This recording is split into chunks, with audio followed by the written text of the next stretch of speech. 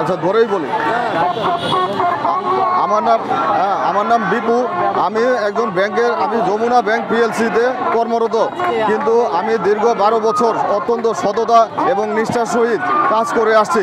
কিন্তু কিছু অসাধু ব্যক্তি এবং আমার মতো আরও যারা কর্মকর্তা আছে এবং কর্মচারী আছে তাদেরকে অন্যায়ভাবে ব্যাংক থেকে চিঠি ইস্যু করে বের করে দিচ্ছে এবং তাদের পছন্দ মতো লোক নিয়োগ দিতেছে। এটা একবারে অবমানকর।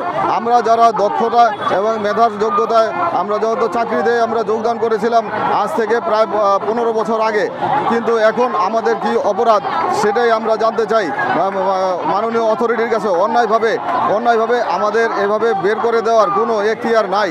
অর্থাৎ যেহেতু মাননীয় গভর্নরের মহোদয়ের সুপারিশ আছে যে আমাদেরকে চাকুরিতে পুনর্বহাল করার জন্য যে আদেশটি দেওয়া হয়েছে, তারা এটা যথাযথভাবে নিয়ম পালন করছে না, যার কারণে তারা নিজেদের লোক এখন নিয়ে টাকার বিনিময়ে লোক নিয়োগ দিচ্ছে।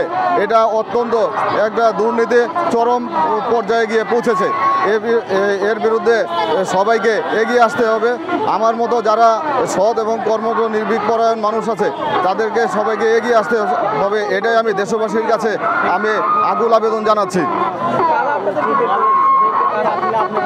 কিছু অসাধু কর্মকর্তারা,